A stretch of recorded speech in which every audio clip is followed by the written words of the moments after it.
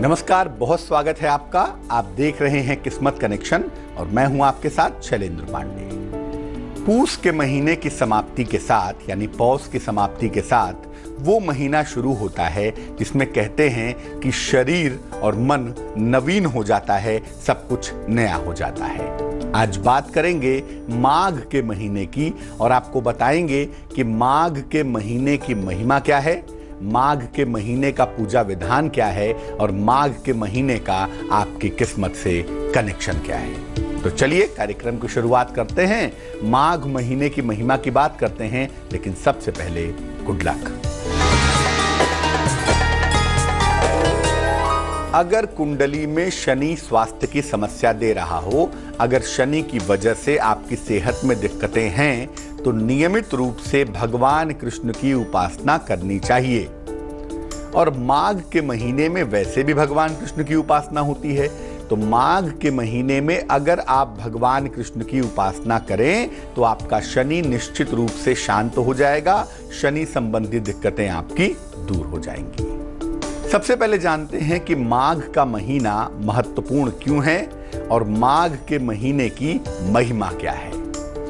देखिए, माघ का महीना पहले माध का महीना था। इसका बेसिक जो नाम है, मुख्य जो नाम है वो माध है, यानी माघ का महीना पहले माध का महीना था, ये बाद में माघ हो गया।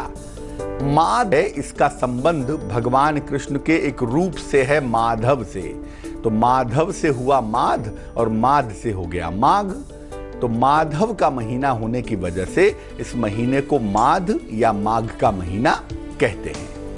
माघ के महीने को अत्यंत पवित्र माना जाता है, बेहद शुभ मानते हैं और इस महीने में ढेर सारे धार्मिक पर्व आते हैं और प्रकृति, नेचर की जो स्थिति है वो भी अनुकूल होनी शुरू हो जाती है। इस महीने में संगम पर कल्पवास भी किया जाता है और ऐसा माना जाता है कि कल्पवास करने से व्यक्ति शरीर से, आत्मा से नवीन हो जाता है, नया हो जाता है।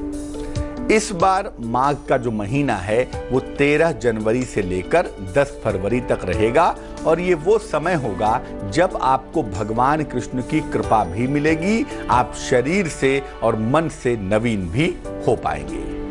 माघ के महीने की और खास बातें क्या हैं, क्या महत्वपूर्ण चीजें हैं, उस पर बात करेंगे। लेकिन फिलहाल मेष, वृष और मिथुन राशि का राशिफल।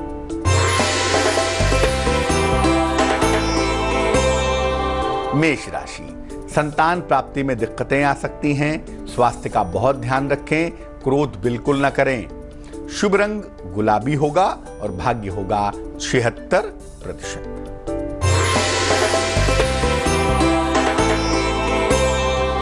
वृष राशि, नया कार्य न करें, सेहत का बहुत ध्यान रखें और छोटी छोटी बातों को तूल न दें। शुभ रंग सफेद होगा और भाग्य होगा 64%।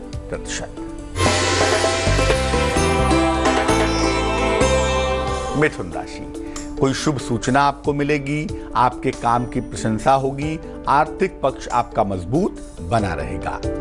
शुभ रंग हरा होगा और भाग्य होगा 70%। अब चूंकि माघ का महीना आ गया तो जीवनचर्या में, रूटीन में और खान पान में बदलाव करने की स्थिति बन गई।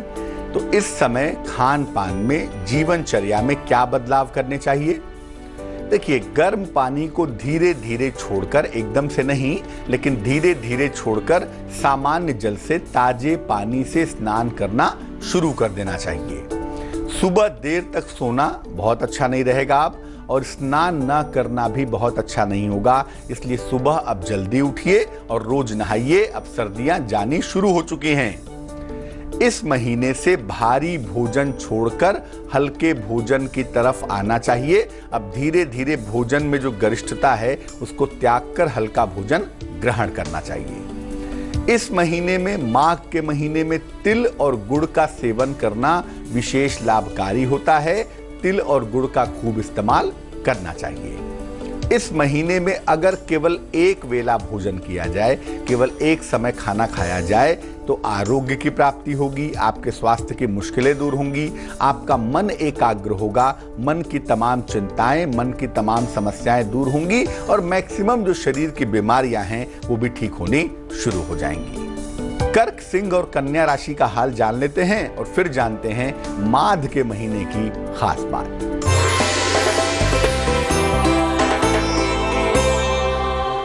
कर्क राशि, रिश्तों की समस्या से बचाव करें। विवाह के मामलों में अभी विलंब दिखाई दे रहा है, हालांकि करियर में परिवर्तन की स्थिति बनी हुई है। शुभ रंग नारंगी होगा और भाग्य होगा 55%।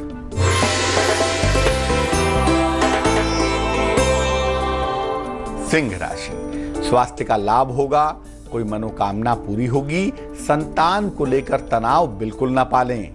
शुभ रंग लाल और भाग्य होगा 89%।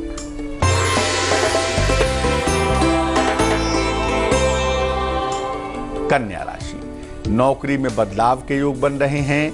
सोच समझकर निर्णय लें और नया कार्य बिल्कुल ना करें। शुभ रंग समुद्री हरा होगा और भाग्य होगा 57%। बात करेंगे माघ के महीने के पर्व और त्योहारों की कि कौन से पर्व त्योहार इस महीने में आते हैं, उनकी महिमा क्या है। लेकिन उसके पहले जान लेते हैं आपके सवाल का जवाब। एक बहन ने हमें मेल लिखा है, नाम ना बताने का निवेदन किया है इन्होंने। इनका मेल आया है कानपुर से। जन्म की तारीख है 7 अक्टूबर 1989। जन्म का समय है 12:46 रात को। जन्म का स्थान है कानपुर। ये लिख रही हैं कि अपने विवाह के बारे में जानना चाहती हैं और नौकरी के बारे में जानना चाहती हैं। भविष्य कैसा होगा, क्या करना चाहिए। देखिए बहन जी, आपको बता दूं, आपकी कुंडली का जो वक्त है वो अभी बहुत अच्छा नहीं चल रहा है। अभी जो स्थितियां हैं वो कंफ्यूजन दिखा रही हैं। और वैसे भी जब बुध लीड करता है, बुध जब कुंडली का प्रमुख ग्रह हो जाता है, तो कहीं ना कहीं मन में कंफ्यूजन पैदा होना स्वाभाविक होता है। ये बात यहाँ पर दिख रही है, पहली बात। दूसरी बात यह है कि इस कुंडली में नौकरी के बेहतर योग अभी बने हुए हैं।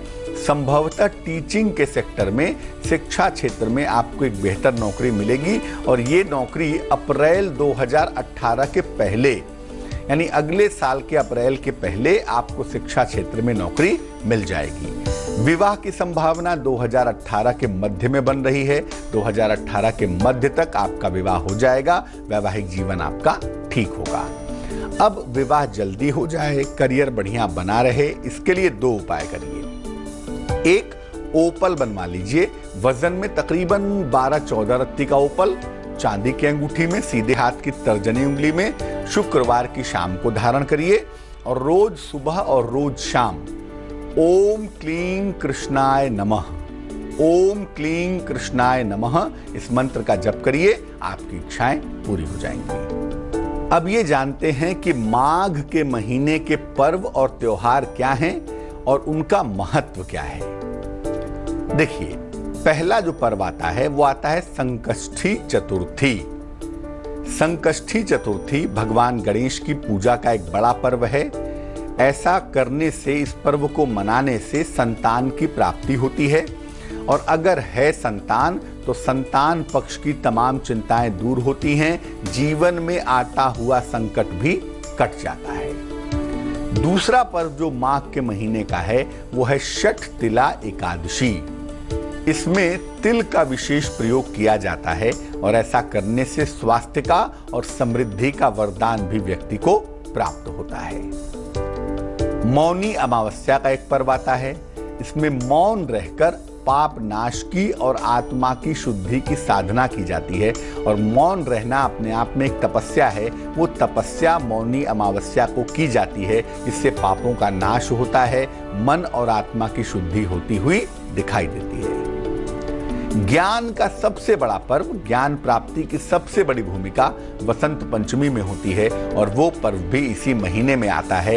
इसमें ज्ञान के लिए, विद्या बुद्धि के लिए मां सरस्वती की उपासना की जाती है। जया एकादशी का पर्व भी माघ के महीने में आता है। इस दिन विशेष प्रयोग करने से आपको कुंडली के ऋणों से, कुंडली की जिम्मेदारियों से, कुंडली के दोषों से आसानी से मुक्ति मिल पाती है।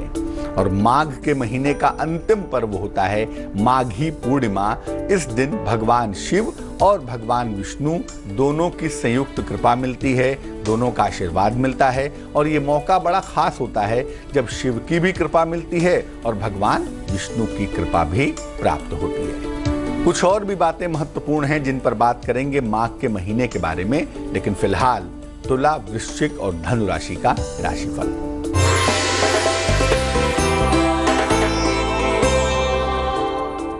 तुला राशि, धन लाभ के योग बन रहे हैं, रिश्तों की समस्याएं कम होंगी, हालांकि प्रतिष्ठा बढ़ती हुई भी दिख रही है।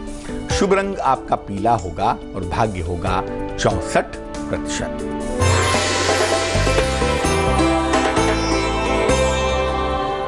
वृश्चिक राशि, करियर में सुधार होगा, कोई बड़ी समस्या हल होगी, जीवन साथी को लाभ होता हुआ दिखाई देगा। शुभ रंग नीला है और भाग्य है 75%।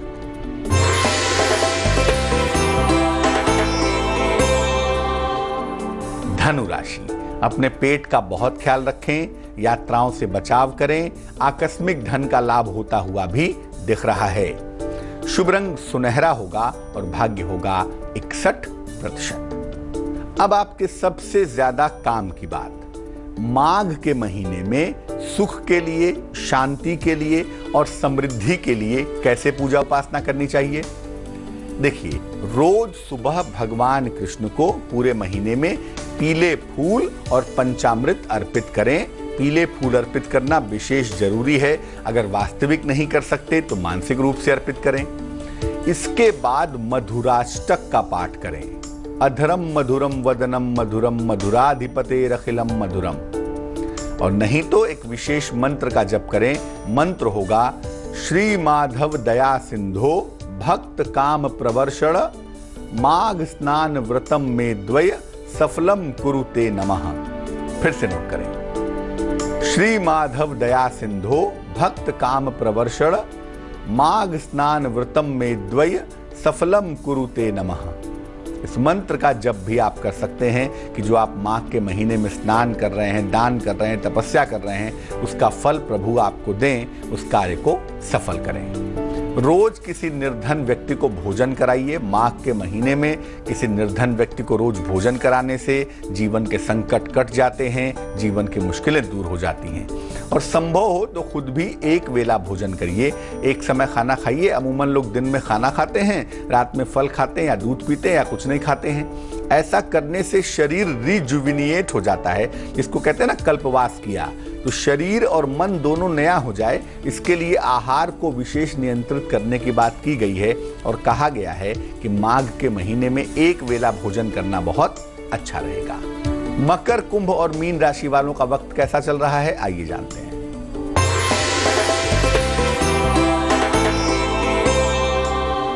मकर राशि, स्वास्थ्य का बहुत ध्यान रखें, किसी भी तरह का वहम बिल्कुल ना पालें और किसी को भी कोई वादा ना करें।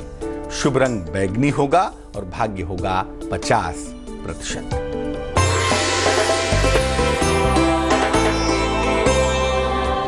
कुंभ राशि, अपनी जिम्मेदारियों को ठीक से निभाएं, अनावश्यक तनाव ना पालें। हालांकि किसी मित्र का अगर आप सहयोग लेते हैं तो वो आपके लिए लाभकारी होगा। शुभ रंग क्रीम होगा और भाग्य होगा 66%।